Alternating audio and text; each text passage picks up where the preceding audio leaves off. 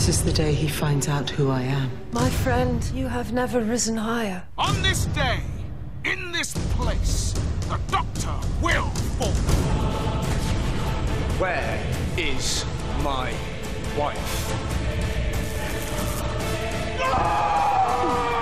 Child, not a weapon! She will be.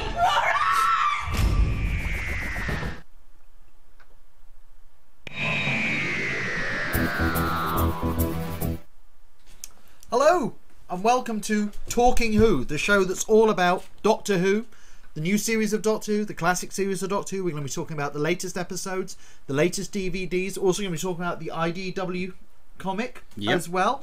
Hello. I'm Sean Harry. Elisar Cabrera. And this is guest. Tony Lee. Hello. So yes, if you read the IDW Doctor Who comics, start getting your questions ready for. And you've also written for Big Finish. I have, well. yes. This month comes out. Oh, really? This month? Yep. Excellent. Oh. Okay. So we'll be talking. Which about that. Doctor's in it? It's the fifth Doctor, Tegan, Turlough, and Nyssa. Oh my goodness, that's my a whole childhood dream team. Wow. That's and actually, have you had to wedge that somewhere in between the Black Guardian trilogy? No. Big Finish have done a sort of a very sneaky side reveal where Nyssa has gone away for 50 years and come back, and because she's a Trakanite, she looks almost exactly the same. So they've kind of sneakily done that with it. But it's the second season of it already. So. Oh, excellent! And this is it's an original story. It's not absolutely an adaptation of the absolutely lost stories. Yes. No, not at all. Good. Well, we'll talk about that later. If you've got any questions for Tony, start sending them in. Yes, we're on YouTube. We're on Ustream. We've got chat rooms. We're on Twitter as well. Send in your questions. And if we've got a chance, we'll answer them and we'll post them to Tony as well. Absolutely. Okay, so Elisar, what we're going to start off with first on the show? We've got a happy birthday to give. It's Colin Baker. Happy birthday, Happy Colin. birthday, Colin. Happy birthday, Colin. I bet he's eating lots of cake at the moment. Everyone on Twitter who follows him, tell him that we're all saying happy birthday to him here on the show. And maybe he might even sneak a peek and have a look. Yeah, who knows? And then some sad news as well. Roy Skelton, the voice of the Daleks for what? Good 25 solid years. few decades, yes. Yeah. Passed away today as well, which is I think he also did the voice of the Crotons. He was also the voice of Zippy, George, and Bungle in Rainbow, which is where I first found him. A children's TV series for those in America who don't know what Rainbow is, or why on BBC's obituary they've got a picture of two Muppet-looking characters. Well, that's wasn't that just a Doctor Who episode? Actually, that was the first time I ever realised there was a life outside Doctor Who, because as a child I saw Roy Skelton's name on the credits on Rainbow and went, he's a Dalek! He's a Dalek. Yes. And I was paranoid for about 3 months after that, convinced that he'd leap out and kill someone. It would have been quite interesting if he got his voices the wrong way around one episode, and suddenly a Dalek comes out and it's like Zippy's voice. I think they probably did that on the set a few times. Or Zippy did a Dalek voice. But I've always wondered whether Nick Briggs should now be doing his Bungle, Zippy and George, because obviously it must be the next person along to do it. I would have thought so, yeah. Because we should put that to him. They actually had, when they did the Rainbow sketch in Ashes to Ashes, I think they brought Roy Skelton back for that as well. Yeah, I think so. Yeah. Some interesting news. We understand that Reign of Terror, which is famously. It's missing 2 episodes. Out of 6 episodes, episodes 4 and 5 are missing. So you can only read that as a book or listen to the audio, but it will be released late 2012 with an animated episodes 4 and 5. Yes, this is actually the second time they've done. They originally animated Invasion, because episode 1 and 4 were missing from that. Yes. So they animated that, and that was done by Cosgrove Hall Studios, who of course do Count Duckula and Danger Mouse. I thought they did quite a good job of it as well. They did a fantastic job of it, and it very, very seamless. But it was apparently so expensive to do. We were told this was, and there's quite a few other incomplete stories. And to entertain, we're always quite adamant, it's unlikely we're going to see any more animation. But now we're getting this. And I understand Big Finish are actually involved. Oh, really? Yeah, they're so I'm quite excited about it. I'm very surprised though. Actually, Reign of Terror is the one. I would have thought it would have been the 10th planet, 10th planet, or the Ice Warriors would have been the two more bankable. But I'm assuming if they're doing Reign of Terrors, and it's going to make complete sense that we will see 10th planet and if it works out, and if people buy the DVDs and not pirate them, who'd pirate? Do people? I get the DVDs as soon as they're all released. Indeed, so do I. Well, I usually get them for the extras. Do you get the DVDs? I do actually. I've actually got doubles of some of them because I was in Gallifrey 1 convention in February. Yes, now that's the one in Los Angeles. It is. It's the one in Los Angeles, and they did like an auction for Bob May, who used to be Bobby the Robot, not the Bobby the Robot. It was the robot in the Lost in Space robot. Yes, the yeah. And the fake Robbie. And they do an auction every year that goes towards the charity, and I found myself buying. I think it was the first 3 Tom Baker ones and the Logopolis box set one they just released, which was quite nice because also we had Peter Davison, Sarah Sutton, Matthew Waterhouse, and Janet Fielding there. So obviously I was straight away going, "Could you sign these, please?" And, the original plan was to put it on charity, and then somebody wrote to Tony on it, so I then had to make a large donation to a charity to make up for it. So I buy a lot for a lot of expensive money. So. Well, we've just got a question here in the message board. Tony, and this is from Martin Fisher. Hello, Martin. Tony, who is the next classic Doctor you would like to write an audio drama for? Oh, well, Martin Fisher, actually, I can say this. I know who Martin Fisher is. He's actually a comic writer in his own right. He's just done the sequel to Battle Beyond the Stars. But he's also one of the... Battle Beyond the Stars is great. And that's coming out on Blu-ray soon. It is. Can't wait to get it. He's done a sequel. But he's the largest collector of Tron memorabilia I've ever met in my life. Martin, just so you know, Bruce Boxleitner is a mate of mine. Well, he at the MCM Expo recently, he was letting us all wear the Flynn's helmet from it, and he actually has the storyboard. So, but Martin knows. I did all the classic Doctors in the Forgotten, so I've pretty much touched. That's the wrong phrase to say. I've touched them all. Well, no, see, I was asking for an audio drama. But with an audio, I mean, do you know what? It will never happen. But I'd love to do a third Doctor and get someone like Sean Pertwee to do the voice. But I know it wouldn't be done. So it would. Do you know what I want to do? I want to do a Colin Baker. Aren't you tempted by the fact Tom Baker is now doing the... No, because everybody and their dog wants to do it. And the dog's a metal one. But I want to... Has anyone ever spoken to Sean Pertwee? Because it's like, I've always thought that just, with a bit of prosthetic nose and hair, he could probably do the third Doctor. There's always been a thing that, especially with Big Finish, that they will never do. As his father. It's kind of interesting, actually. He's one of the only sons of a Doctor or children of a Doctor who's gone into acting who hasn't made an appearance on Doctor Who. Yes, that's true. It's put in his contract. But anyway, talking about DVDs, we have our DVD back review, to the DVDs. Yes, DVD review of the week, and the latest. We're reviewing the latest story, Frontios, which is a story of the Fifth Doctor. It's actually the penultimate Peter Davison story to be released on DVD. Okay, so here's the We're being dragged towards the planet. They should be able to resist this sort of thing. Sucked into the earth in front of my eyes. The TARDIS has been destroyed. Frontios buries its own dead. Help me! Something going on here, isn't there? I know what they are! Tractators! We have been marooned on Frontios for 500 years. They're an invention! They are the appetite beneath the ground! I think your colony of Earth people is in grave danger of extinction. Tractators need living flesh. You will never leave Frontios now. Did you get a Blake 7 vibe from those costumes? They actually were. They were the original Federation helmets. They had literally just stuck a V on the front. And I don't know why it instantly reminded me of how almost non-stop since Starship Troopers came out, that you constantly see the Starship Troopers helmets being reused and reused in science fiction shows.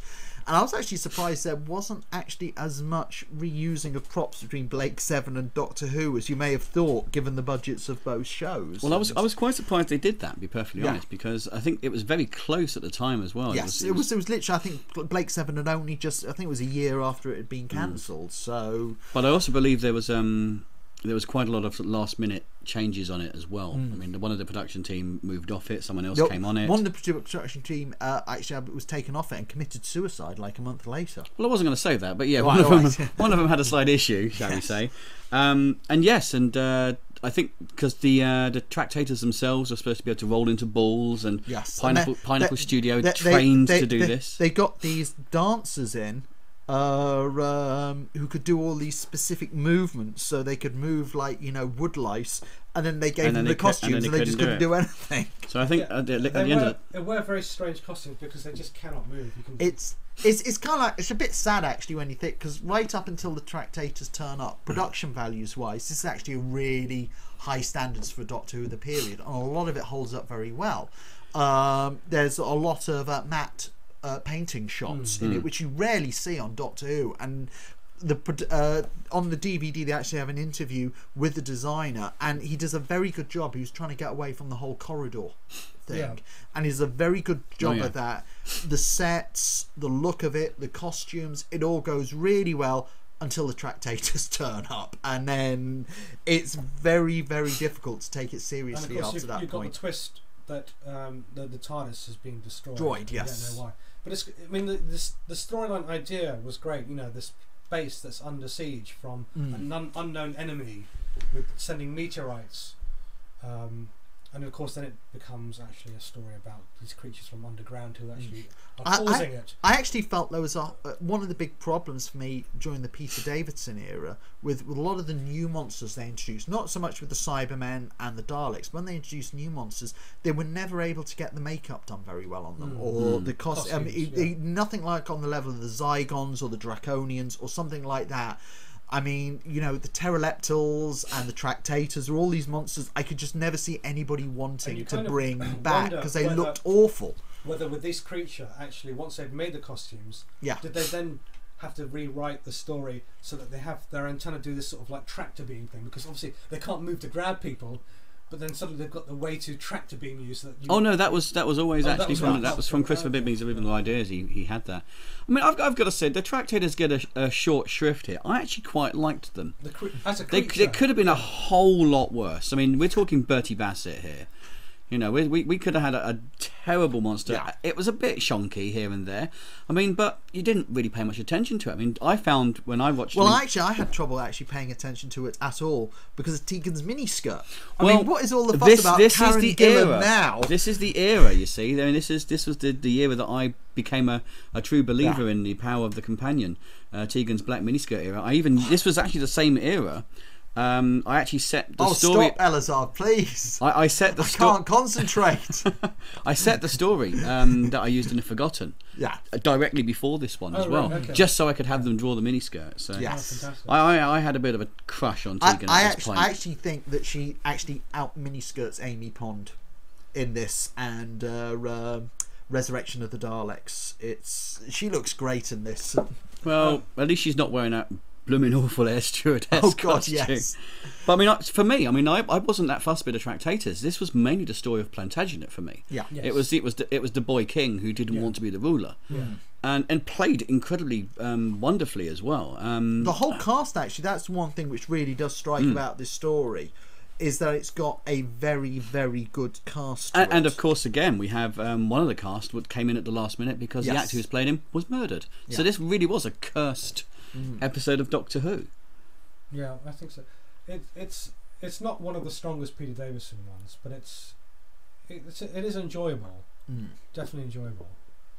But I felt slightly underwhelmed having seen it. I think one of the problems is that it has a very, very strong start to it. Yes. There's a lot of mystery to it. The effects are great. The production, as I said, design's good. The TARDIS is destroyed, which is a fantastic cliffhanger. It's interesting that the TARDIS can be destroyed, but actually a sort of very weak piece of wooden hat stand can actually survive that. Gallifreyan wooden Yes. hat stand. But then, Do we know that for sure? It regenerated. It's been black and silver and white. But it's kind of like what got me was the story started off so strongly in the first episode, and by the time you got to the fourth episode, it kind of petered out somehow. It's like the Tractators are defeated by them. Spoiler, I'm afraid here, but by them just going to the Tractator leader. Here, come into the TARDIS. He goes into the TARDIS, and suddenly all the other Tractators. I thought that was one of the worst denouements ever until Russell T Davies started doing some stuff. Well, I think there was a lot of new Who in this, and not in a good way, in a way, because there was a lot of nothing really happens. They run from A to B. There was a large subplot, again spoilers, where Tegan Turlough carry this very large battery, which just seems to go on for ages, and then they're like, we don't understand what this thing is for, and it's obviously for carrying the very large battery that you did in the last issue. And it does seem to be a large amount of points where characters forget what they were doing last episode. But I enjoyed it. I watched it again, obviously. I mean, I bought it when it came out, and I've watched it again yesterday when I found out we were reviewing it. And I sat and enjoyed it. But I did find, actually, if you do buy the DVD, and this is again to people who buy it and don't illegally download it, watch it with the production. Not the commentary, the actual teletext underneath it, because it gives you some really nice little things about, and whoever's typing it obviously had an issue with it as well at some points, because they're like, oh look, he's fallen over here, there's a bloke in the corner, can you see him? Look at his fingers popping through the ground. One thing I'll give is it, I mean, in the DVD documentaries they start having a go at the director. But one thing I've got to say about this story is although, as you were saying, there's whole chunks of it which could probably have been cut out, but it moves at a pace.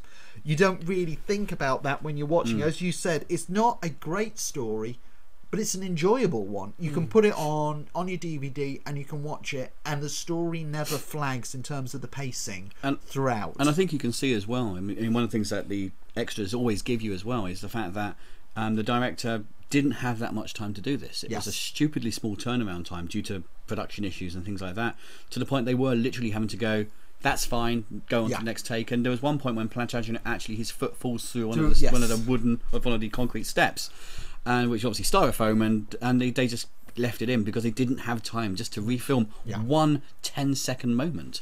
And the episodes themselves, each one was averaging about 3 to 4 minutes over time as well. So they had to cut down 3 seconds here and 2 seconds here. They do have quite a lot of deleted scenes. It was something like about 15 minutes more than there should have been. There's nothing in the deleted scenes, there's nothing like substantial to the plot line. It's not like with some of the Sylvester McCoy stories when they seriously were overrunning and it affected the plot. There's only times when Peter Davison's Doctor sees a picture and asks who it is, which is why later on he recognises somebody else even though he never meets them. But you always get those. Father, when well, not to give too much away there, for those of you foolish enough to have not seen it yet. So is it one you'd recommend for I would recommend any Doctor Who episode that has Tegan Jovanka in a black miniskirt. I'm definitely with you on that one. I would happily recommend any of the DVD releases, simply because they're always loaded with so many great extras to them. The commentaries are great. As you said, you got the production notes on them. You always get a good documentary. And it's not seen as a classic Doctor Who story, but it's a fun one. It rattles along. It's got a good pace to it, and it's also one of the only that I can think of, one of the few, I will say, Fifth Doctor Doctor Who episodes where they actually allow Mark Strickson, Turlough, to act, because he gets to do this massive racial memory of the Tractators on his own home planet, and he goes absolutely batshit crazy. He goes mental. He runs around frothing at the mouth. Turlough has always, to me, been just one of the most really interesting characters they've ever had. They could have done so much more with him. They could have done so much more with him. I mean, I thought it was a shame. He's a precursor to really what they're doing with Amy Pond now. Yeah. In that there's, she's not just a companion. There's something much bigger and something else about her. But when you think about it, with Turlough, there's a fantastic backstory was given to the character. And Mark Strickson's actually a very, very good actor. He's a really nice guy as well. Yes, but he was probably one of the best actors they had as a companion. And a lot of the writers, I don't think, really did much with his character. No, he always actually did something with what he was given. And even now, in the Big Finish stories, we're all getting an opportunity now to do more with it. And there is more to be played with. I mean, in Rat Trap, had an entire section with Mark where Turlough's running around the TARDIS, being Turlough, obviously. I'll go stand in the safe bit, you go play, and he's fighting for his life in the TARDIS. And you got to do so much more, and I was quite impressed with the fact that they were actually allowing him to become more than this two-dimensional coward. Excellent, good. And doing that, I mean, obviously they're supposed to be, their characters were originally done in the 1980s. Yeah. Can they still sound the same, or has age changed their voice? Peter Davison's a little bit more 40 a day croaky. You can tell he's a little bit older. Janet Fielding sounds exactly the same. Sarah Sutton sounds exactly the same. And Mark, there's a little bit age to all of them. But to be perfectly honest, even if they're 102 years old and what's that, you're still going to shut your eyes and immediately fall yourself back into it. Yeah. But no, you can't really tell. Yeah. Good. All right. Well, should we? If you've got some more questions for Tony, we're going to start talking about the comic books. We were going to review a video which was this Doctor Who anime that's been going around the internet. Yes, but it's been pulled. Is that the third Doctor one? The third Doctor one, but it's been pulled from YouTube. I saw that ages ago, yeah. So we don't really know why, but it's everyone's been watching it in the last week or so, but just literally in the last day, it seems to be pulled. So just in case there's particular reasons why it's been pulled, we're not going to show the clip of it. But it's actually a lot of fun. And if somebody, I don't know if it's been reproduced on any other websites like Dailymotion, but it did the rounds about a year ago as well. This is now a 12-minute version of that. Oh, they've actually extended it. They've extended it. And I loved it. It was great. It's absolutely fantastic. It summed up everything I loved about the third Doctor episodes as well. And it's it's a lot of fun. The 12-minute version is a lot of fun, but it's just literally a whole bunch of scenes, and they just throw in Sutek just arrives out of nowhere, but he has no plot. He has nothing to do. Just to say he is Sutek, and everything's going to be destroyed. But the sort of 10-foot tall Cybermen were quite cool. And good fun. But anyway, let's talk to you, Tony, about writing for IDW. Okay. That's a wonderful picture. But you started off with, I believe the first one was The Forgotten. Right? With IDW, yes. I'd done a 3-parter with Doctor Who magazine in 2006 that was called FAQ, and through that I'd actually been pitching. The moment I heard that IDW had the license to Doctor Who, I started hassling the editor-in-chief, Chris Ryle, who I'd been talking to about other things. Were they always going to look for a British writer for this then? I have no idea. To be honest, the amount of American writers who have a massive knowledge of Doctor Who. I mean, there's people like Josh Falkov, who's Eisner nominated, works for DC. He's literally, I think he killed as many enemies of Chris Ryle as he could get to do an annual this year. There's about half a dozen other writers I can think of instantly. Matt Sturgis is currently doing a mini-series, massive Doctor Who fan, American. Most of the artists have been American. Matt Smith, not the actor Matt Smith, but the artist Matt Smith, has written episodes. So it's actually quite a novelty for a British person to seemingly be involved in this. But when they first announced they were doing the series, I petitioned and said, look, let me pitch. And I pitched them an idea which, in fairness, was okay but wasn't brilliant. But when they first started it, Gary Russell obviously was given the shot to do it. And to be perfectly honest, I have no ego where Gary Russell's concerned, because the guy has done everything else in Doctor Who known to man, and to let him start it was perfect. And then they realised they started having technical issues. They started having some problems with lateness with production. The distribution was coming out late, so episodes were becoming 2 to 3 months behind. So they wanted to fill something quick. And I'd made a joke on an internet website with Pia Guerrera that I'd do something with her. And at the time she'd just finished Y the Last Man. And I literally had an email from Chris Ryle saying, hey, do you want to give us an idea of a story? And I pitched him 3 ideas, and I kind of did like a gold, silver, bronze.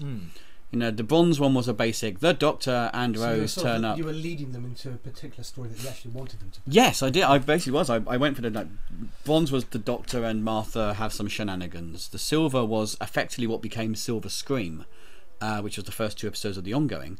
But the absolute balls to the wall mentalist episode I was pushing as my gold was The Forgotten. Absolutely convinced they wouldn't do it and would go for the other one. And then they turned around and said, yeah, sounds great, we'll do that one. And I kind of shot myself in the foot, really, because then I suddenly had to put all of this massive story into 6 issues. So The Forgotten, for those who don't know, is a 10th Doctor miniseries comic where he loses his memory at a museum and pieces together his past by finding clues from objects from his past which are in the museum. Yeah, he basically wakes up with no memory of how he's there. It's very much like the 8 Doctors that Terrence Dicks did as a book, kind of mixed with the Space Museum. And basically he's there with Martha. He finds this exhibit purely aimed at him, with enemies from his past and an entire room filled with every single costume that he's worn. And as he picks up each item, he has a remembrance, and then I get to tell an 8-page vignette of the 3rd Doctor, the Brigadier and Joe Grant fighting greyhounds in giant spider costumes, or the 5th Doctor, Tegan and Turlough fighting Judoon in a country village. All these things gradually mean that he starts working out what's going on, and it's around the 5th episode that people start realising that it isn't just a this week's story is this. Everything's led to something else, and then the 6th episode is effectively just the 10th Doctor sorting it all out. And you learn that basically everything's not what it seems, and I'm not going to obviously give it away. Yeah, no, sure. Has it been released as a collection? As a graphic novel? Oh yes, it's on its 4th edition now, I think. Oh, excellent. Wow. The second one was re-released with a quote from David Tennant, which I think was beautifully done, because MTV did an interview with him a couple of years ago at San Diego, and while they were talking, they went, "Hey, have you seen this?" And as he was doing the interview, he just started reading it, and I think he forgot he was being done in the interview, which was great. But yes, it's available. It's not available in the UK unless you use someone like Amazon or a comic store that has a US Diamond account. Forbidden Planet, I've noticed, don't have them very often. No. When IDW got the license, I believe, this is what I believe, it might not be the absolute gospel truth. Never believe a writer, kids. But I believe that IDW have the America and the rest of the world. Right. But because Panini have the Doctor Who magazine, they get the UK rights. And Panini have the rights to actually reprint anything that IDW does. Well, IDW's reprinted quite a lot of the classic it's kind of a reciprocal arrangement. The problem being, though, is the fact that the IDW stuff has found enough small alleyways to get into the UK that it isn't really in Panini's interest to do the magazine, to do the book. But you can get it, and you can find it in various places. Forbidden Planet has a Diamond US, and they seem to have it. There are other places that can find it for you. You can buy it on eBay effectively as it comes out the same day for maybe 50p more than you would in a shop, so it's not that hard to find. Sure. And also you could get it, I guess, on your iPad through the IDW they've app. Well, more than that, through the Doctor Who IDW app. They've actually done their own independent Doctor Who app just for me. Well, and others who obviously have written. But yes, you can actually, and I think that's not country specific. I think if you're in the UK, you can get it. But if I am wrong, please somebody write me on Twitter. But I believe you can get every single one of the 10th Doctors I did, including Forgotten. In fact, I think the Forgotten #1 is free on there as well. Yeah. And I think they've just started doing the 11th Doctor ones as well. So. Any you monitoring the chat room? No, they all hate me. There's nothing much new. They've been quite quiet in there, actually. They're all scared of me. They know I'll get them back. So tell me about how is the continuity between what you're writing and the TV series? I mean, how much advance notice do you have of major plot lines which might affect what you would write in the comic book? We don't. We have a script editor who's Gary Russell, who's the script editor of the BBC as well. So if we turn around, I mean, we turned around and gave a suggestion and said we want to do a story involving this particular thing that is done in this particular way. I can't actually say what it is because they then said, well, we're doing an episode with that, which is in the second half. So we went, okay, well, in that case, we want to do this, and it goes along the lines. I mean, we did, we really wanted to do a Doctor, Rory, and Amy in the Great Riot of Alcatraz, where basically Doctor and Rory are in Alcatraz trying to get an alien that's been accidentally captured there out. And the BBC went, there's a lot of prisons at the moment. We don't really want to do that. So we were like, yeah, okay, fair point. But they don't necessarily tell you what those stories are. No, but there's part of me as a fan that actually quite likes that. We do get caught off-footed sometimes. I mean, we were very lucky with The Forgotten, where because we found something out from the BBC, we were able to change something at the last minute, which made our story better. Yeah. But often we do. I mean, at the end of the day, we're in our own little corner of the world, doing our own little thing. It doesn't really matter if we're exact continuity to this is set between episodes 5 and 6 of this particular thing. It is just it's nice to have a vague idea, but most of the time I'm finding information out from other means and various other reasons. And if Gary thinks there's something that I definitely need to know, then I am informed. Like if the Doctor suddenly decides he's going to wear a kilt, then I kind of need to know that. And for the 11th Doctor storylines, you didn't actually. I mean, they weren't until January this year. So it was still the 10th Doctor through last year? I was writing the 10th Doctor. The 10th Doctor finished in October when we stopped the 10th Doctor series and then set up for the 11th Doctor. Is that so that you can actually watch, you can be watching the new characters, get an idea, obviously. Oh God, no! We wrote the first 2 Matt Smith episodes. We would put them together before we'd even seen him. We'd scripted the first one and also blocked out the Jack the Ripper story before IDW had even finished the licensing of the 11th Doctor, just to make sure we could get that far ahead. Right. So we there was one point I was scripting the 10th Doctor and writing so I was scripting the 10th Doctor, I was blocking out the 11th Doctor, and I was dialoguing the 5th Doctor in the same day. It was a bit surreal, I'll be utterly honest. But reading The Forgotten, what must be really fun though is writing so many of the Doctors and just really trying to get across their different characters and personalities and the way they speak. William Hartnell's Doctor, obviously there is a particular way that you would have to write his dialogue. It's all my boy and hms and all this. Hms and ers. I always found in my personal canon, William Hartnell's Doctor is this mad old bloke who just wants to kill every companion he has, and he just finds intriguing ways to try and have them offed. And I tried to put that across in the story, but again, the problem you have is you have 8 pages of story. Each one has about 5, 6, maybe tops panels on a page, so you only really have about 40 or so panels to tell that story. So there's not a lot of dialogue you can really put in it. Tennant was a nightmare to write as a Doctor, because he would just go off on his long rambly things in a TV show, and you can't do that in a comic. Sure. Because you could have him do a long rambly bit, but that's 2 panels wasted of a page when you could have had a giant explosion of 4,000 Nazis turn up. So it became a bit of a balancing act of what you have them say and how you have them act, if that makes sense. Indeed, no, absolutely. Any comments? Nothing much at the moment, I'm afraid. Although someone is the guy who found the Garden of Eden and Noah's Ark, and please look at his videos. Really? Interesting. That's nice. Glad you're watching. Perhaps he thinks he's a Doctor Who as well. I always wanted to do an episode of I wanted to do a Doctor Who where he meets Noah, and I wanted to do like a kind of like all the animals have to go in the TARDIS. I don't think he'll ever get again. Yeah, precisely. I love dinosaurs, as well you'll see there. Indeed, yes, you did a dinosaur story.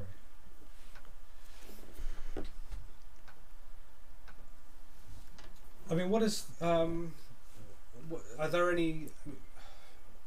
Is it just the ongoing series, or will there be more mini-series like The Forgotten as well coming?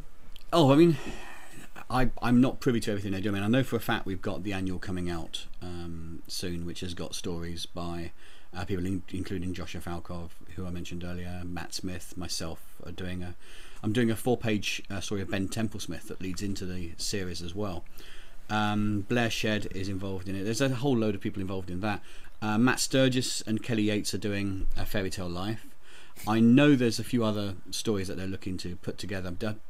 There's rumours of other avenues they're looking to go down, but until I hear it actually from the editor, I won't believe it, because people are always going, I'm going to do this and I'm going to do that, and you never really know with creators. Yeah, you're always sort of hoping. But obviously I'm doing the ongoing until episode 12. and then I think IDW will decide whether it will be continuing to 13 or 14, or whether they'll then do it as a season 2 issue 1, season 3 issue 1, something like that. And if they want me to stay on, I will quite happily stay there, because I'm having a blast at the moment. I mean, as you saw in that picture a second ago, I created a 20-foot high cybernetic dinosaur called Kevin, who actually becomes a companion for a couple of episodes. So you know, why not? How does he get through the doors? No, you never see that. You never show the magic. How would you do that? Why would you say that? They obviously use the Master's tissue compression eliminator. That was a bit like in the William Hartnell Doctor Who's, when he'd have a Dalek approach a set of stairs and then it would clip to another scene and then come back and the Dalek's at the top of the stairs. And yep, I think the same crew who did that. When IDW announced they were doing this comic, I think there was a lot of very excited fans. I think because at the time, BBC merchandise for 9th and 10th Doctor seemed to be suddenly gone right down in age. It was like everything was for really small kids. All the merchandise, all the books. You know, we had we'd had like a decade or more of fantastic Doctor Who books. And suddenly the 9th and 10th Doctor's books were like for 10-year-olds. I think you need to remember is, and a lot of people forget this, that Doctor Who is a children's show. I mean, my first ever memory, full stop, ever memory, was 3 years old, sitting with my family watching John Pertwee turn into Tom Baker. I'd disagree with you on that. I would say the correct term for it would be a family show. Yeah, is that Doctor Who has to appeal to 8-year-olds, but it's also got to. It's that show that it's not like what you'd normally get, say, on CBBC or something like that. It's a show that the whole family's supposed to watch together. I'll agree, but you do have you now have you have two indistinct audiences. You have the people like, say, myself or like you, who when we were younger we watched it as children or teenagers, and now we're having another resurgence, we're having a renaissance of watching it again. And then you have the people who, for the first time, I mean, I've got my niece Hannah is 5 years old, and we sat and we watched the Winston Churchill one with the Daleks in space. Victory of the Daleks. Yes. And we sat and watched that together, and I'm watching this as a cynical 39-year-old man who's writing the things and going, right, so what have they done this time that I've now got to change in the comic? And she's watching it, she's seeing Daleks for the first time, and it was absolutely magical because I got to see it through her eyes. And remember that when I was 5-6 years old, I was watching Tom Baker fighting Cybermen. When I became into my teens, I was watching Peter Davison and a woman with a very short black miniskirt, and and it follows you. I mean, Toby Haydock does an amazing one-man show called Moths Ate My Doctor Who Scarf, and he talks about the entire path from child up to man, and then the fact that with his kid watching it. And I think a lot of people do kind of forget, and when they see these like Doctor Who Adventures scripts and they're like, this is childish, it's like, yeah, he's a magic wizard who flies around in a big blue box and he's got a magic wand like Harry Potter. And that sonic screwdriver every season has got more and more like Harry Potter's wand. It is the most amazing, because yes, it can absolutely. There was a lot of criticism in Tom Baker's period, when it was produced by Graham Williams, that the sonic screwdriver was just being used all the time, and now it's just got ridiculous. The sonic screwdriver. Well, what's amazing is that he keeps using it, pointing at things, and then reading it. It's like, but there's no display. What is he actually reading? Like he did, actually, yes. Yeah, but this is to say, it's the same time he can look at a watch like that and know what year it is. So he just lets the universe tell him what's going on. He just needs to focus. So, what's the storyline of Rat's Trap? Your first Big Finish story. It's General Election Day in 1983, and the Doctor, Tegan, Turlough, and Nyssa find themselves in the Cadogan war tunnels, which are a made-up set of war tunnels, I will say, before anybody starts trying to find them. That in the 40s were where obviously they had radars and various things all set up for when London was attacked or something along those lines, and they would send the people down into the tunnels to be looked after. And while they're down there, they find 3 conspiracy nuts who are down there looking for the secret genetic experiments that happened in the 60s. And meanwhile, they're found by a group of genetically enhanced rats that have been down there for quite a while, and have done terrible things to the humans that used to be there.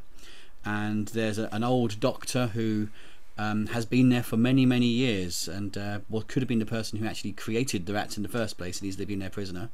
And the Doctor has a situation where he's got these rats who have been created out of obviously a Cold War paranoia, and he doesn't know quite what to do with them because they want to take over the Earth, effectively doing another Black Death. But at the same time, they've got a point because they were created by man. And one of the subplots of the radio show is that Nyssa is looking for a cure to a disease called Richter's disease. And in the first episode, Cobwebs, she kind of finds the disease, but then before she can go back to Terminus and save the world, or save the universe even, the TARDIS, of course, is the Fifth Doctor's TARDIS and can't navigate to a pinprick. It's still bouncing around all over the place. So during the time she's still looking for an answer, she's still looking for a solution, a vaccine, and the rats, who are now at this point hyper intelligent, give her an option that could make her turn against the Doctor himself. Now, when you write for Big Finish, are you only writing within the continuity of the TV show and your story is how you want it to be, or do you actually, is there like a Bible that takes in the entire continuity of all the Big Finish stories as well? It's done on a case by case basis. I mean, mine was very much, we had it set at this point before here and give us some ideas, and I originally had ideas about cybernetic spiders in an underground station, and then we couldn't really do that because we'd done Cobwebs, and then we started playing with some other ideas. The war tunnels turned up, cybernetic enhanced rats turned up, and it just progressed along. Alan Barnes, who's the script editor for The Range, just basically guided me through it. Like, you know, there's movies where someone's trying to fly a plane and the guy, you know, now turn left, now pull the rudder.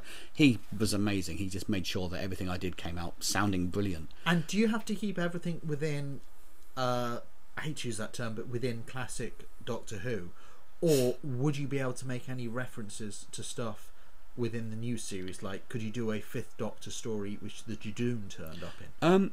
I don't know. With IDW we were allowed to, because obviously I did that, but with Big Finish, I didn't. It was my first Big Finish gig. I didn't really want to see how far I could push the envelope. I was quite happy to be doing a Fifth Doctor story. Gary Russell has obviously. Since then, I've done a Bernie Summerfield story, and I was allowed to push a little bit more there. But at the same time, I kind of like doing a classic story as a classic story. It kind of, it sort of sings out to me a little bit. Good. Anything else in the? Is it still Mr. Summons wants to know whether we like cookies. I like cookies. I like chocolate cookies. We always get a lot of spammers in our YouTube. Do you have a story idea that you're holding on to and you're not going to use in a comic book form or on Big Finish? You're waiting, because you're waiting for Moffat or somebody say come on, or when Moffat quits they go, who else can write Doctor Who? Yes and no. I mean, I always wanted to write for Doctor Who ever since I was a teenager.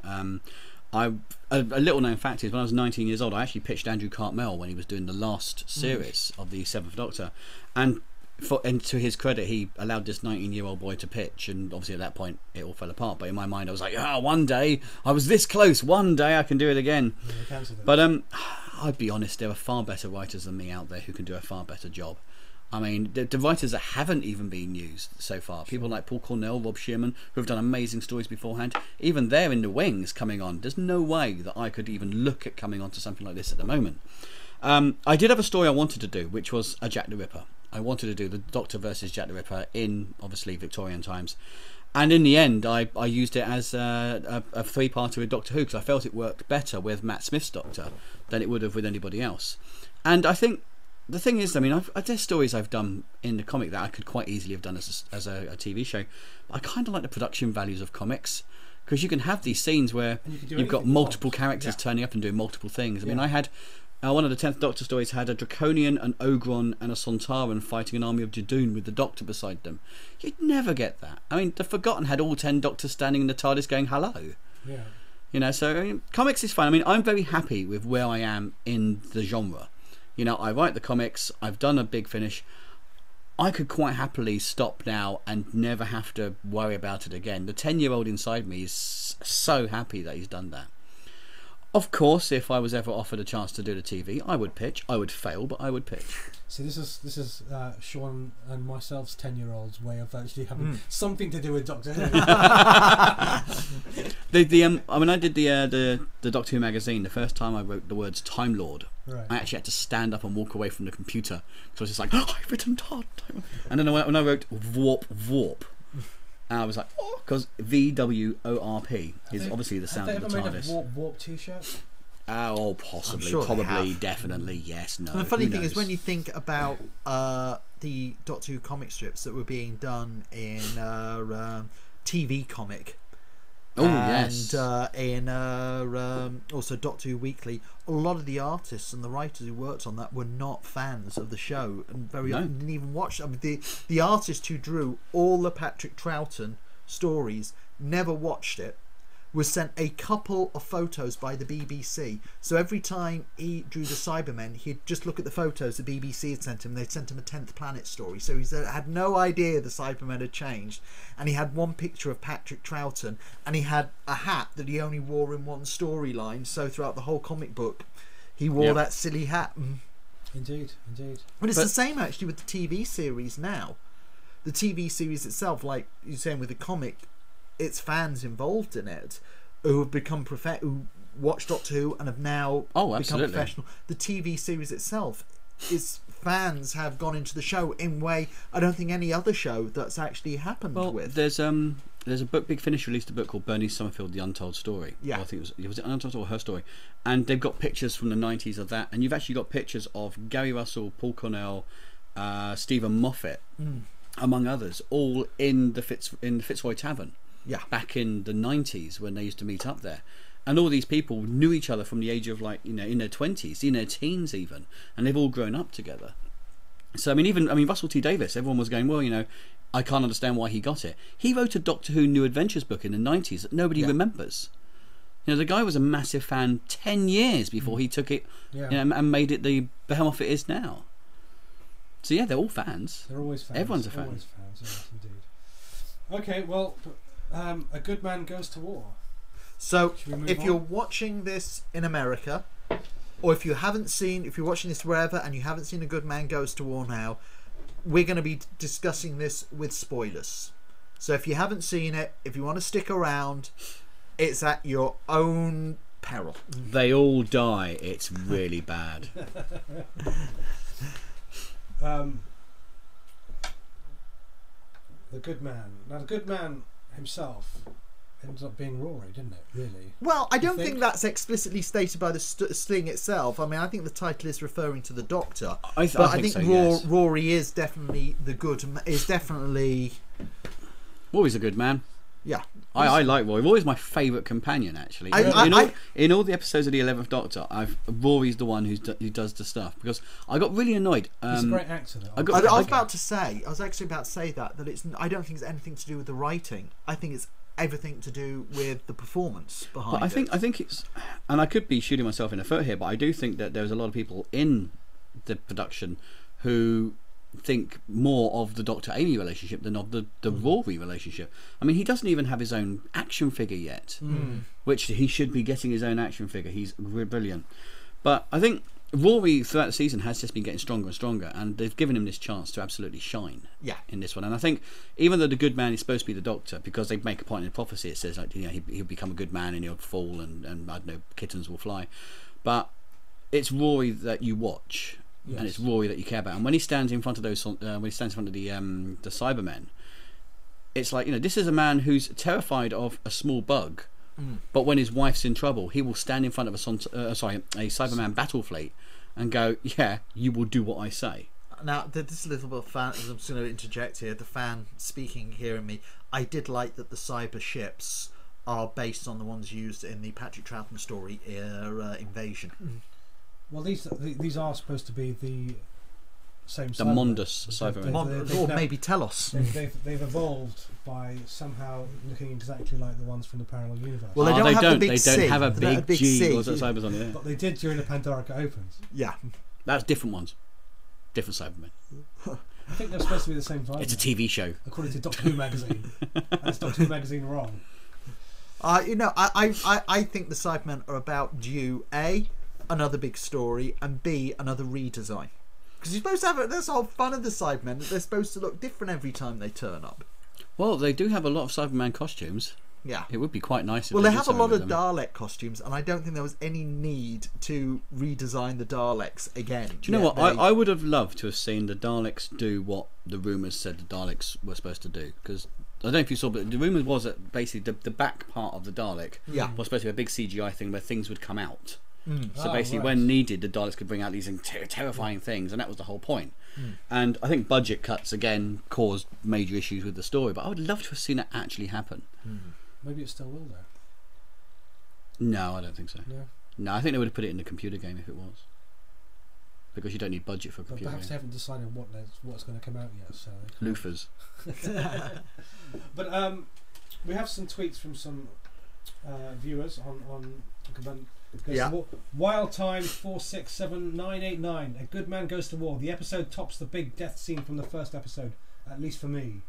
At Sex Dalek. That's an interesting Twitter name. My only criticism of A Good Man Goes to War is there were too few homosexual couples.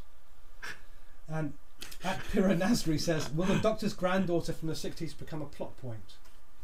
I think the Doctor's granddaughter from the 60s has always been a plot point. They never, throughout the entire, as soon as Susan Foreman left the show in the 60s, she was forgotten about, like with almost every companion. Yet she's been in the new Doctor Who's. They've constantly been alluding to the thing that the Doctor has had a kid. But the question is what happened to Susan? Did she die in the Time War? Because this is the problem we had with the Forgotten. We used Susan in the Forgotten. Well, there's a huge argument. We're now going off topic on Good Man Goes to War. Well, actually, I'm going to have to bring Susan up later because it came up for me in the story. There is a big question mark now because she was left on 22nd century Earth. Yep. Yeah. But now, surely, because of Genesis of the Daleks, in a reality that never happened, because Genesis of the Daleks changed the timeline of the Daleks. Yeah. Timey-wimey, flouncy-bouncy. So that invasion wouldn't necessarily have happened. So she's somehow been left, I guess, in a parallel universe now. Yeah, but someone's canon is someone else's fanfic. But they did obviously refer to his family in A Good Man Goes to War. When Amy asks him at the crib, does he have children? And he kind of avoids the question, doesn't he? I still don't believe what he said about the crib. I will honestly say it's one of the things I don't actually know the second half. I don't know any of the spoilers towards it. When he first brought out the crib, and then when River Song turned up, I actually thought, when she recognised the crib, I actually first thought, oh my god, it's Susan Foreman. And then when he started making the hanky-panky signs to her, I thought, oh my god, it's not Susan Foreman. This is Susan Foreman's mother. This was the first Doctor's wife or something like that. And then they revealed who she was, and I was like, oh, and that's what we all guessed last year. Yes, and isn't this boring? I think to get it out of the way, I hated this episode, by the way. Yeah, I think there was. It was disappointing. I mean, I've enjoyed every other episode this season. I thought it was a really good, strong season so far, but Moffat had really built this episode up saying this cliffhanger is going to be a game changer. And then throughout the episode they're going on, this is the Doctor's darkest hour and everything, and I was just totally, by the end of it, was just like... I think it is a game changer, though, because... How? Because he's tied himself into a self-fulfilling prophecy now about Amy and her daughter. So it's the first time you've actually had a baby born in the TARDIS. The fact that you've now shown that human babies conceived in the time stream can now become Time Lords is something new. And you've literally got the situation where the Doctor has effectively... I mean, people keep saying it's the Doctor's baby. Well, that's not quite correct.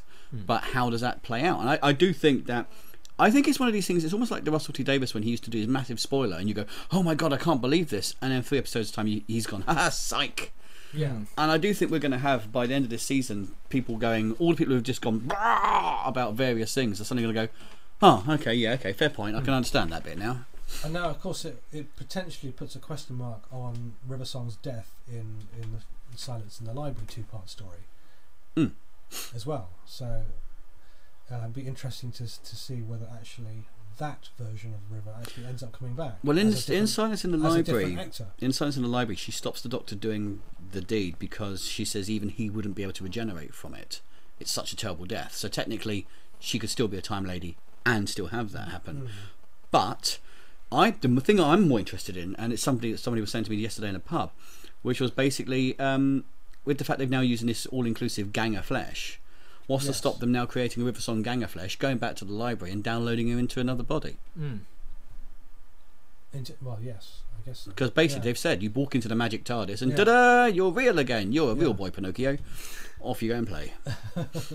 So I think there's a lot of things he's built up that he's put 5 or 6 different things into it that he can just go boom, and everything's reset again. So that's sort of. But he can do whatever he wants. He can do whatever he wants. Yeah. And I think Moffat is a good enough writer to do. I mean, he's got some very good writers in the second half. I mean, Toby Whithouse is doing a story. You know, you've got some of the best storytellers of all the Doctor Who's are coming in the second half. So I think you're going to have some solid tales that are going to take you to a good direction. I mean, but with this particular story, I mean, I didn't like the way they sort of did things like just completely destroy the Cybermen fleet, really without any sort of story. It just happened. Let's just destroy the Cybermen. It seems that everything is just so convenient. It also seemed to go back to this other thing I hate, which was very much part of what Russell T Davies introduced, of the Doctor being like a superhero as opposed to an adventurer. I was about to say the same thing. I mean, you've got to remember that in the finale of the last, with Russell T Davies, you had all the Time Lords turned up, tried to destroy the planet, and boom, it was gone. In another one, you had the entire planet is taken somewhere else and then towed home by the TARDIS. You have these massive things happen just in an afterthought. He's not actually creating a new thing here. He's carrying on a tradition that's been involved since effectively Eccleston. Yes, and yes, and of course we've got Torchwood, where the entire planet again is affected by the storyline in Torchwood that's coming up in Miracle Day. Well, not all the planet. Well, I don't know the story, although I know what they've revealed so far. But, and again, one thing that made the Doctor special was obviously him and his TARDIS and being able to travel through time and space. But it does seem that anyone can do it now, and so now we can have like armies of Silurians and Judoons and Centaurans who can pop up anywhere just through teleportation, through time and space. I think we've always had that, though. I mean, Daleks have always been. We've always had had different times. Daleks were like the only monster or Doctor Who adversary who had time travel to any great extent. And I guess that's what made them have a Dalek Empire.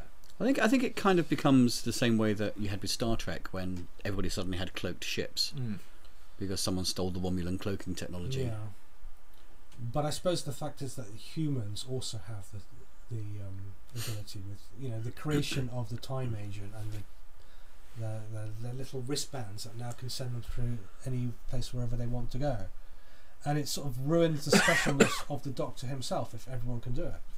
Now, that's something I hope they can just sort of pull back on, maybe. Something else with this episode, which isn't a criticism of it, but it's something which I hope will be dealt with, is that the lady with the eye patch and her team and these headless monks, they want a weapon against the Doctor, but there's no actual real reason given over why they want to get rid of the Doctor. So I'm hoping that will be explored when it comes back. He unfollowed her on Twitter. He follows her on Twitter. And he blocked her Facebook requests. But yes, I'm wondering. I could be proven wrong on this, and I probably will be. But I'm wondering if this is a typical sleight of hand that Moffat's doing, where he's making such a big stink about the Daleks not coming back, because they would be a perfect behind-the-scenes person group to be using somebody to get rid of the Doctor for. They would be probably the most perfect people to want the Doctor removed from the playing field, as it were. But I do feel that either some motivation needs to be given to them, or we've got to see somebody else pulling the strings. But I don't know, that's something which hopefully will be addressed further on down the line. And what was also really interesting this episode is the introduction of new characters. Well, I do like the idea that there the was Doctor's some backstory that we hadn't actually seen. I like that. I like the idea of the Doctor's having other adventures that we're not necessarily seeing on the TV screen. The Silurian was obviously and the Sontaran, of course. Yeah. They both obviously had a previous adventure with the Doctor. Yes. That we've yet to see, or probably won't ever see. And maybe that'll be up to Big Finish.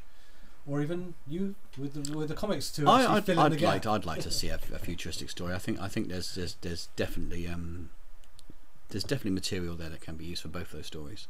And it's just, I mean, we had Sontarans effectively helping the Doctor in one of ours, but the idea of Sontaran that's literally having to do such penance, this was actually just he's having to help humans. Yeah, I kind of like that. Yeah, And he is 12, so there's quite a few years that you can throw in there. Indeed, yes. And I think I would love to see a spin-off series with Jenny and I can't think of the Silurian woman's name. Vashtra.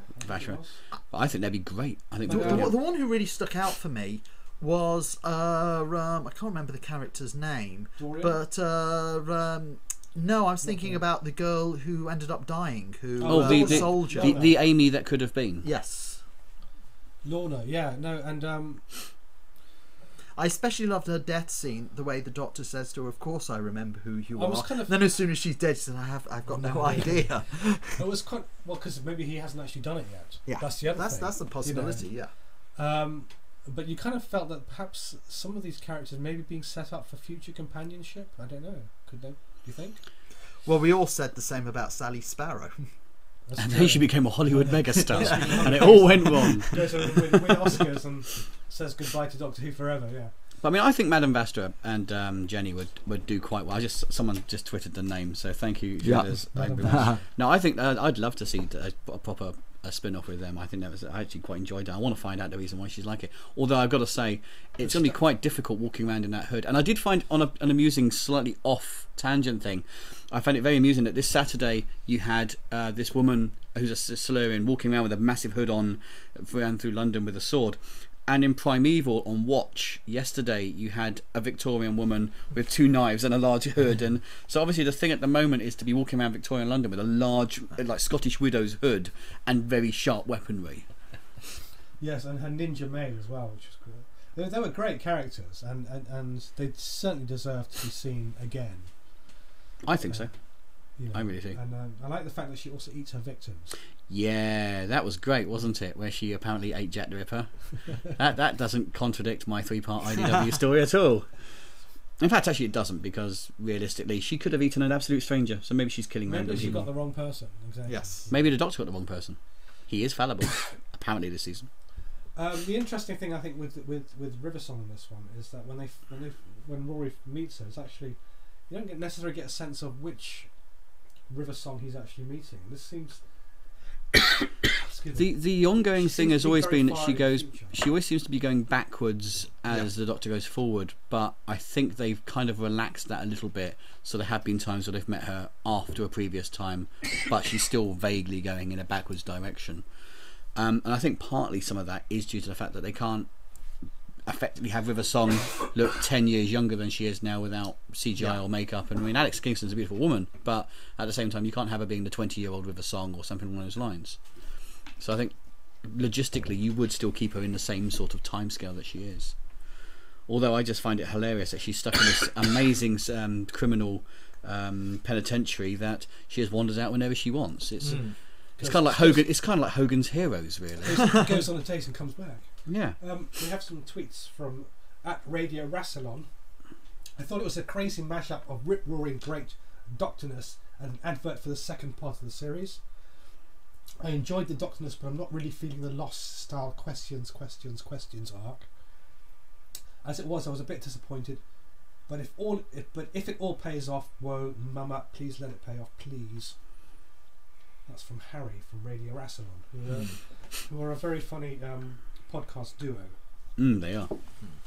You've heard them, have you?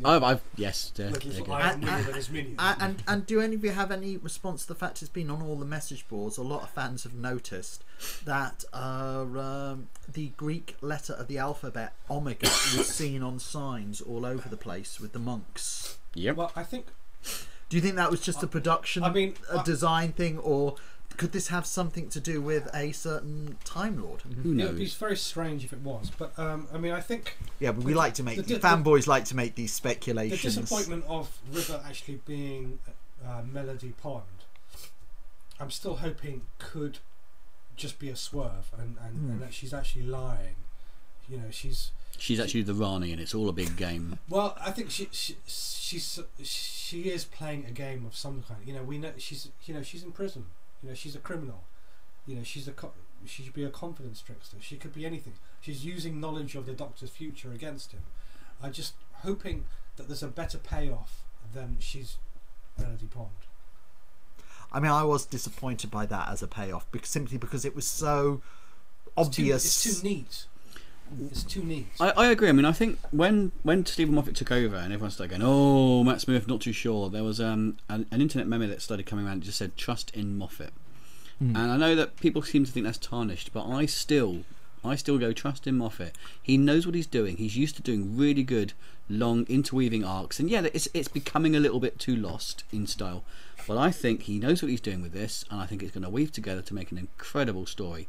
And the same people who halfway through last season went, "Oh no, I'm not happy, Rory's dead, it's all gone wrong," at the end of the season lauded it. I mean, I had my 40th birthday was on the same day as the last episode, and I had 40 to 50 people in a pub watching the final episode on a massive screen.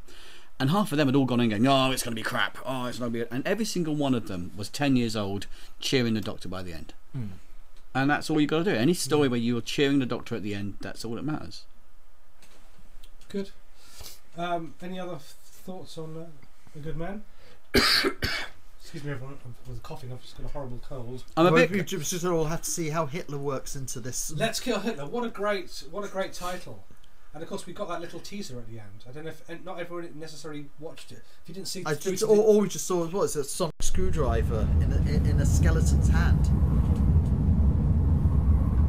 It's very interesting. Yeah. Well, it all depends on who actually has a sonic screwdriver right now as well, because quite a few people have now got sonic screwdrivers. Well, he just seems to go through them and leaves them around, doesn't he? He's very careless with his sonic screwdriver. We can just pop round to Forbidden Planet and pick one up there. Have you seen the YouTube Downfall parody yet? There's so Hitler. Many of them. They did one on Hitler's reacting to the fact that the Doctor wants to kill him in the next Doctor Who episode. Right. It's very cleverly put together. Yeah, and very quickly put together as well. They actually use a different scene as well than the one that always gets used. But yeah, I mean, I liked the fact that they're finally also accepting the fact that Rory did spend 2,000 years. I mean, because they kind of threw it away at one point with a whole load of sometimes I remember, but most of the time I block it out. This guy did spend 2,000 years guarding a box, and he went around the world guarding this box. He must have learned a lot of things, and they've not used enough. But wasn't the universe rebooted? It's one of the things that seems a bit inconsistent about what the reboot actually was, and Rory, because if he remembers life as an Auton, I've always felt it's basically because they were involved, they were there at the very end when it all went poof. They are the ones that remember, but also the Doctor makes them remember because they didn't remember, and the Doctor makes them remember at the very end with the box and the TARDIS and everything because they have to believe in him. Because they believe in him, they break that spell. They look behind the curtain and they see the Wizard of Oz. I mean, Rory would be a grumpy old man if he'd lived 2,000. I mean, your personality would just be. He's very young for a 2,000-year-old man. I think when you actually see him if you see him in the finale, he is a lot more like that. Yeah. Was it the Big Bang? The final one, yeah. I think basically the reboot probably removed a bit of it, but he does remember parts. He just prefers not to. Yeah. He's the one who's done the most progression as a character because he's no longer the nurse. I think it's definitely. And actually, I thought when the Centauran died, and the Centauran said he was only a nurse, that actually. Rory was actually going to mention that he was a nurse as well, as was some sort of comfort. I don't know. But I think that's the thing. I think he's progressed past that point. Yeah. No, he's a great character, and I'm sure in the future you'll have a lot of fun writing audio stories for him if you can get them. There's an interesting. Sorry, I've just noticed a thing here that says, "I prefer Neil Gaiman to take over. He remembers the Doctor Who history." What is your take on continuity in Doctor Who? Would you prefer it or not? You know, I like to be able to approach a story without be able to approach each story freshly, but at the same time I don't think you should disregard continuity. I think you had a huge problem during John Nathan Turner's period of Doctor Who where you'd be watching a story and you almost felt like if you hadn't watched some Patrick Troughton story which no longer existed in the archives, you didn't fully understand what was going on. But at the same time, I do get a thrill when old villains and old monsters turn up. So, you know, I think there's a balance that has to be pretty much achieved there. Yeah, and it's like... And it's a tricky balance because you've got to respect there's new viewers and then there's people who've been watching it for 40 years. Because when I did The Forgotten, it was very much fan fiction effectively. Yes. But with the new 11th Doctor, we've tried to cut it down quite a bit, and I'm just curious to see what people think about it, because I've had differing opinions from everywhere I look, and the fact that Neil Gaiman's one so far is the one that's most lauded out of the season, and it's the most continuity heavy. Yeah, but I don't think you had to know about the continuity to appreciate the Neil Gaiman episode. I mean, you know, we all know that he was, you know, he's the 11th Doctor, and that there's been previous ones before that. You know, we know that he's got a special affinity with the TARDIS. You know, you didn't really need to know that much more than that to understand what the relationship was between him and the TARDIS. I mean, I do think they've actually done a very good job. Russell T Davies did a very good job of introducing classic Doctor Who monsters and characters without doing it in a way where you felt that you had to have, you know. And I think that's the skill sometimes. I think that's where it went quite wrong in the John Nathan Turner era, that when you were watching, when they brought back old characters, it would almost be like, you know, if you weren't a die-hard fan of the show, it was like, I think, what was it, end of episode 2, was that end of episode 3 of Arc of Infinity, they shout out Omega's returned or something like that, and probably 90% of the general public watching that was like, who? I think continuity probably matters more about where you set things. Yeah. You know, if you're going to set something in the 51st century, then surely it must, you know, the technology, or because obviously we got the whole area of the, you know, the human colonization. You know, it's all got to sort of fit, I guess, within the human history of things. Does it fit within, you know, where do humans go from here to, you know, to the colonies and going around all these different planets? Does everything fit? And I think we've had almost too many stories where it's like the last humans leaving Earth. It's like, well, they can't all be the last humans leaving Earth. You know what I mean? Yeah, you got the last humans left Earth, then you got the ones who had to go back to check if they left the gas on, and the ones who went back because they didn't know if their lottery numbers had gone through. Yeah. So yeah, no, we're seriously overrunning guys. But anyway, sorry. But that's brilliant. It means we've all had a good time, and I hope people have been watching have been a good time. Any more final comments on the chat rooms? Somebody was saying, hang on a second, I was quite amused by which was hooray for Madame Vastra and Jennifer, interspecies lesbians for the win. Well, which I thought was quite a nice one. Yes, that's but a lot of people saying they liked the new companion, or not new, the new characters. You know, they liked the Sontar and Nurse. They liked. I think something's going to be set up for some of these guys to come back. I mean, they're just too. There were two interesting characters to. Well, I almost feel like there was very much in Russell T Davies' period that he was setting up characters within the show he kept, so he had his own continuity with it. Yeah. And I'm sure that Moffat's going to start doing the same. That he's going to have his own established characters that we're going to see. Well, you do have the opportunity as well, with it being a franchise. What will they do now? Obviously, the Sarah Jane Adventures is over due to tragic reasons, but at the same time, there's a market there that people will look at. If you did Madame Vastra and Jenny.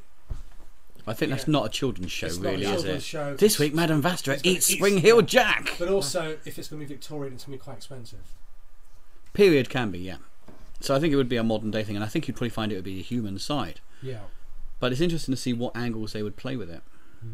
Yeah. No. Personally, I'd like to see Joe Jones, not Joe Grant, Joe Jones, come back and do it. Because I just think Katie Manning's beautiful and wonderful and lovely, and she's great. I actually thought they were setting up utterly mad. I thought they were setting up the son. Is it the son? Santiago. Yeah, as going to be going into the Sarah Jane adventures, because it just seemed quite a good fit. I think it's always a case of keeping your options open. Because I mean, you've got people like, I mean, I know that Tommy Knight obviously was doing his exams and things like that at the time, so you've got options where they're thinking, okay, well, he's not going to be around for a while, so we could bring Santiago in or something like that. But I mean, I think it's this thing you always have with TV shows, is although you've got to keep the fans happy, you've also got to make sure that you can keep to your production budget, you can keep the characters that are going to be there, the actors can do the spots, and also the fans. What percentage are the fans? This goes back to what you're saying about continuity. What percentage of the fans and what percentage is just the general audience? And there you got to have X number of viewing figures in order to keep the show on the air. Yeah, indeed. Although I do what are your guys' thoughts on the recent thing that Moffat was saying about the fact that the show's had a substantial drop in, it's still getting very good ratings, but it's had a substantial drop since Tennant's left. It's now getting about 6 million viewers an episode. But what do you think about Moffat's comment that with downloads, iTunes... I would absolutely agree with Moffat there, because I think the problem you've got these days is internet technology has become a point where when you first had Eccleston playing the Doctor, you would, if you're an American who wanted to download it, you'd have to wait a day or two to be able to get it. Yeah. But nowadays, with various streaming sites, the moment it's been done, you can download it in 5 minutes. Yeah. So therefore, I mean, downloading to some people has become effectively the equivalent of TiVoing it, or just recording it. Well, because you have Sky Plus boxes as well, and you know it's going to be on iPlayer within seconds. As much as I love Doctor Who, and as much as I love the idea of Doctor Who on a Saturday, because that's traditional, I like to go out on a Saturday. I've never watched an episode of Doctor Who for the last season and a half. Actually, no. Apart from when I was at the Bristol Comic Con and 37 comic creators watched Neil Gaiman's episode, I haven't watched it live for ages because I just know I'll just basically come in and it'll be on iPlayer and I'll just click iPlayer on. I mean, iPlayer goes onto my TV. You know, it's just as good in HD as it is. I mean, in reality, I don't even know how they can really monitor viewer ratings these days. Anyway, you know, I know they're supposed to still have those little boxes, but I haven't actually ever met anyone who's actually got one of these boxes. I did once. Did you? Yeah, and they said basically somebody would come by every 3 months and just ask what they did. It was, I mean, with radio, they have diaries. They have to write down every day what they're doing. But it's like one person per every 50 or something like that. Yeah. But no, I mean, I think that's the thing. I think Doctor Who's doing as well as it always was. I think Matt Smith, there was a drop because the Tennant lovers did step away, and I think there was a massive Tennant. But even that though, we've noticed through the comics is the Tennant books aren't doing anywhere near as good as the Matt Smith books now, because everyone's sort of gone, we like this guy now, and they've moved over to him. I think there's always an initial shock when you change doctors, and there's, you know, people who only discover the show through that particular Doctor are going to be disappointed he's not there anymore. But people get over it, and new audiences come in to take over the you know. I think what will be interesting is what will happen after they change companions, because they always change them every couple of years. Yeah. We kind of know that Amy and Rory's story is coming to an end. But Amy is very, very popular. So well, this is it. But so was Billie Piper. So was Rose. And when they brought in Martha, Billie Piper, it was pretty much her decision to leave at that I agree. point. They would have kept her on, and apparently, from what I understand, they even wanted to do a TV series, Rose Tyler, Protector of Earth. Yeah. She would have loved. I don't think show just for you. I don't think that was ever a reality. But this is the thing, though. Basically, when they brought in Martha, there was a dip because people weren't too sure. When they brought in Catherine Tate, there was a dip. Now, it goes on to another thing. The whole idea of seasons and series, and it's like you start at episode 1 and you end at an arc in 13, and a companion has to come in the first episode, has to leave by the 13th. This is actually a very American television thing that we've inherited. Do you think that we would actually they will actually break away from that? I mean, can we not have a companion just come in maybe halfway through a series?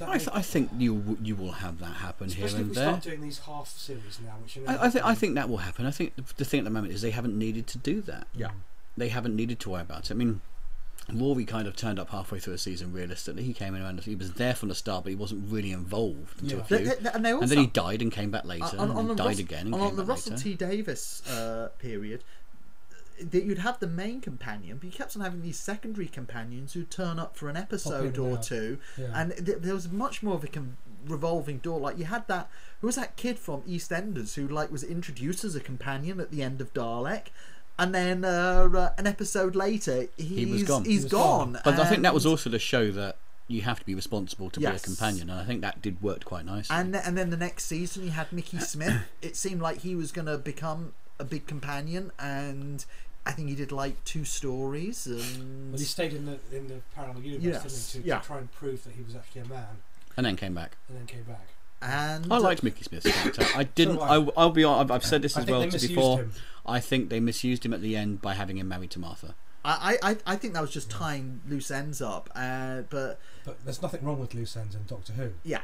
But I think that Mickey Smith was another case of what I said earlier about Rory, and also about Turlough, where it's a case of the case of the actor overcoming the writing.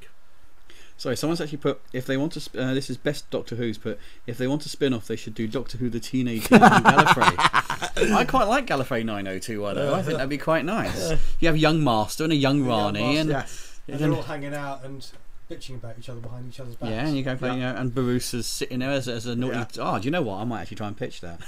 that would work quite nicely. No one in their right mind would ever allow us to do it. Oh no, what's happened? Oh my god! Well, if you want to know something, it's going to be on the CW network next season. Don't let Rassilon find out. Oh no, I've accidentally stolen a TARDIS. I mean, that Big Finish have never done First Doctor stories, and you don't need William Hartnell if you're doing the First Doctor younger than William Hartnell. Yeah, but the question is when did William Hartnell's Doctor, or the First Doctor, take the TARDIS?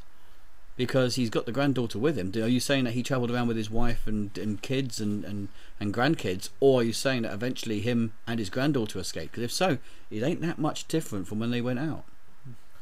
We don't know how long they were on Earth before Unearthly Child, do we? Exactly.